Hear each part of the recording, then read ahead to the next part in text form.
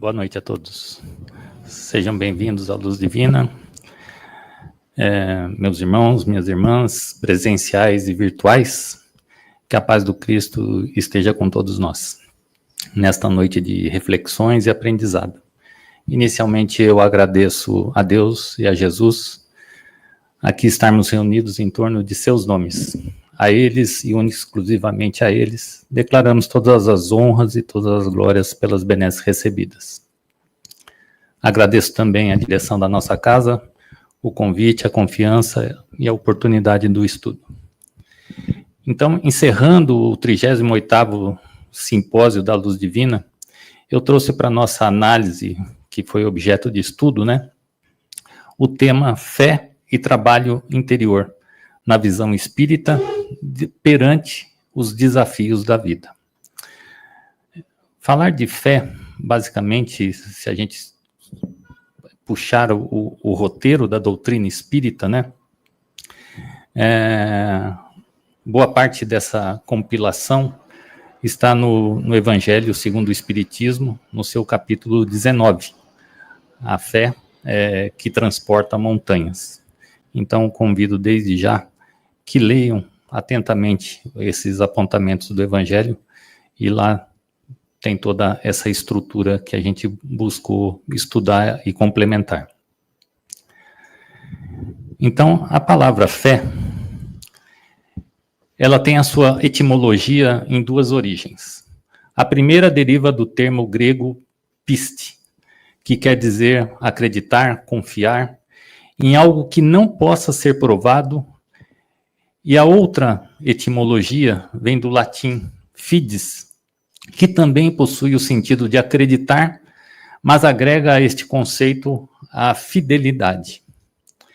Entre várias mensagens e conceitos na literatura espírita, optei por trazer Emmanuel em O Consolador, na sua questão 354, a respeito da fé, que define da seguinte forma. Abre aspas. Ter fé é guardar no coração a luminosa certeza em Deus, certeza que ultrapassou o âmbito da crença religiosa, fazendo o coração repousar numa energia constante de realização divina da personalidade. Conseguir a fé é alcançar a possibilidade de não mais dizer eu creio, mas afirmar eu sei, com todos os valores da razão tocados pela luz do sentimento. Essa fé não pode estagnar em nenhuma circunstância da vida e sabe trabalhar sempre, intensificando a amplitude de sua iluminação pela dor ou pela responsabilidade, pelo esforço e pelo dever cumprido. Traduzindo a certeza na assistência de Deus, que exprime a confiança, que sabe enfrentar todas as lutas e problemas. Fecha aspas. A fé, podemos dizer que é um sentimento inato da criatura. É a consciência que o indivíduo tem de suas faculdades, a princípio em estado latente, e que cumpre-lhe fazer desabrocharem e cresçam pela ação da sua própria vontade. A fé divina, quando raciocinada, nenhuma obscuridade deixa, pois se apoia nos fatos e na lógica. A criatura, então, crê porque tem certeza, e ninguém tem certeza senão porque compreendeu. Eis porque a verdadeira fé inabalável não se dobra, visto que esta pode encarar a razão em todas as épocas da humanidade.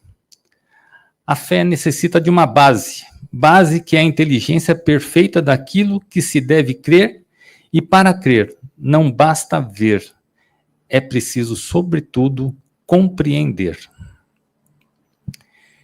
Identificamos em Jesus e em seus ensinamentos a semente da conjunção da fé com a razão, pois vemos claramente que na sua fala mansa e humilde, mas precisa e firme, era dirigida aos sentimentos, mas também à inteligência. Suas lições sempre foram pautadas no diálogo, através da qual propunha exame racional daquilo que ensinava, rompendo vários dogmas deturpados e professados de forma cega à sua época, como, por exemplo, realizar curas aos sábados e apedrejar pecadores. Existem muitas virtudes que se encontram intimamente ligadas com a fé, como, por exemplo, humildade, resignação, calma, paciência, confiança, de forma que o aprimoramento de quaisquer dessas virtudes terá sua parcela de contribuição no fortalecimento da primeira, no caso, a fé. A confiança absoluta em Deus e na sua justiça, e, portanto, o fortalecimento da fé, possui estreita relação com os graus de conhecimento, entendimento e compreensão de suas leis. Deus, na sua infinita bondade, sabedoria e misericórdia, nos concedeu a graça de termos essas leis inscritas em nossa consciência. Livro dos Espíritos, questão 621. De modo que qualquer um que as busque poderá encontrá-las dentro de si. E ainda nos presenteou, e ainda nos presenteia, com a encarnação de inúmeros espíritos superiores que vieram, e ainda vêm, nos revelar suas verdades, as verdades de Deus, né? Das quais o maior de todos foi Jesus. Vide Livro dos Espíritos, Leis Morais, Leis Naturais. O conhecimento, portanto, está ao alcance de todos, de forma que possamos refletir sobre ele e fundar a nossa fé não só na crença pura e simples, mas também na razão, conforme nos orienta Joana de Ângeles no seu livro Estudos Espíritas, por Divaldo Franco, né, a psicografia, dizendo: realiza-se, porém, a fé na sua plenitude quando é consequência da razão. Assim, a partir do momento em que o indivíduo reconhece que pertence a uma única família universal e que somos todos irmãos, deixa de se entregar à indiferença e ao egoísmo e passa a cultivar as virtudes do amor, da caridade e do altruísmo. Amarás teu próximo como a ti mesmo. Mateus, capítulo 22, de 34 a 40, o versículo. Afinal, a verdadeira fé é produtiva e desenvolve a esperança e a caridade, figurando com estas uma trindade inseparável, manifestando-se por meio de suas obras, pois sem obras a fé é morta. Tiago, capítulo 2, versículo 17. Quantas vezes passamos por dificuldades e nos sentimos sem rumos, sem forças? A vida tem lá os seus altos e baixos, né? Por vezes os panoramas externos e internos se modificam, nos convidando à superação, à paciência, à nossa entrega. E aí que entram a fé e o trabalho íntimo como ferramentas de transformação. A doutrina espírita nos ensina que a vida na Terra é uma grande escola. Não estamos aqui por acaso. Cada um de nós reencarnou com um propósito, que, em síntese, é reparar, aprender a amar incondicionalmente e evoluir. A fé nos conecta com Deus, dá-nos coragem, firmeza e esperança. Já o trabalho interior é o esforço constante de nos conhecermos, dominarmos nossas más inclinações, desenvolvermos as virtudes que dormem em nós. Como nos lembra Kardec, no Evangelho segundo o Espiritismo, no seu capítulo 7, Sede Perfeitos, subtema Os Bons Espíritas, Reconhece-se o verdadeiro espírita pela sua transformação moral. Essa fé nos sustenta nos momentos difíceis. Não nos tira a dor, mas nos dá força para suportá-la com mais serenidade. A fé nos lembra que Deus é justo, que nada acontece sem um propósito, que tudo tem um sentido maior, ainda que nem sempre o compreendamos de imediato. A fé é uma luz interna que não nos deixa mergulhar na escuridão do desespero. E quando aliada ao trabalho interior, torna-se ainda mais poderosa. O Espiritismo nos convida constantemente ao trabalho íntimo, aquele esforço diário de melhorar quem somos. Em O Livro dos Espíritos, na sua questão 919, Santo Agostinho diz: conhece-te a ti mesmo. Autoconhecimento é o ponto de partida para transformar nossas imperfeições em virtudes. Esse trabalho é silencioso, muitas vezes solitário, e exige persistência, perseverança para lhe dar consistência. O trabalho interior nos fortalece, nos amadurece e nos prepara para enfrentar os desafios com mais equilíbrio. Esses desafios fazem parte da vida. São instrumentos, processos de corrigenda, que a providência divina usa para nos moldar. Muitas vezes perguntamos: por que comigo? E por que não? Mas com o tempo, o Espiritismo nos ajuda a mudar a pergunta para que isso está acontecendo?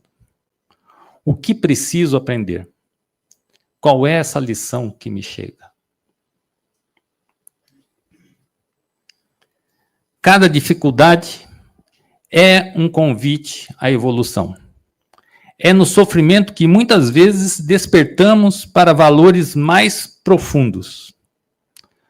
No mundo tereis aflições, mas tende bom ânimo. Eu venci o mundo. Está dito por está dito por Jesus em João, no seu capítulo 16, versículo 33. Devemos lembrar que as dificuldades não durarão para sempre. São estações de aprendizado em nossa caminhada eterna. Pelo espírito de Sheila, na mediunidade de Chico Xavier, no livro Ideal Espírita, na sua mensagem 75, denominada O Instrumento, ela nos coloca, abre aspas, onde estiverdes, agradece ao Senhor um instrumento da purificação. Ninguém vive sem ele. Não ouvides, não esqueça, que o corpo é o santuário de possibilidades divinas em que temporariamente te refugias para recolher a lição do progresso. Cada caminho cede lugar a outro caminho. Cada experiência conduz a outra experiência maior. Toda luta é pão espiritual e toda dor é impulso sublime, a sublime ascensão. Aprendamos, pois, a entesourar os dons da vida, respeitando os ensinamentos que o mundo nos impõe, na certeza de que, entre a humildade e o trabalho, alcançaremos um dia os cismos da glória eterna. Fecha aspas. Portanto, a fé nos sustenta. O trabalho interior nos transforma. Não se trata de grandes gestos, mas de constância. A transformação se dá aos poucos, com amor e disciplina. A partir do momento em que compreendemos a pluralidade das existências, deixamos de nos entregar à revolta, à amargura, por viver desafios existenciais das quais desconhecemos a causa e passamos a ter a certeza de passar por atribulações necessárias, de expiações e reparações, por erros cometidos no passado, enfrentando tudo com resignação e confiança na justiça divina.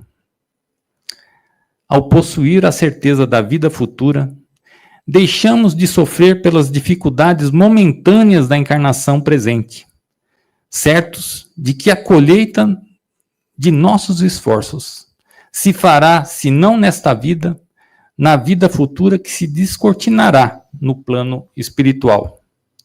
Desta forma, desenvolvemos a paciência, serenidade e abnegação. Quando reconhecermos nossas fraquezas e imperfeições, conseguiremos perdoar aquele que nos fere, porque sabemos que também precisamos do perdão pelos nossos erros. Assim, cultivamos nossa humildade e nossa compaixão. É importante esclarecer que não basta o conhecimento por si só das leis divinas para a aquisição e fortalecimento da fé, se esse conhecimento apenas permanecer no campo da razão, o que é muito comum de acontecer. É preciso que esse entendimento, além de raciocinado, seja também sentido e vivido.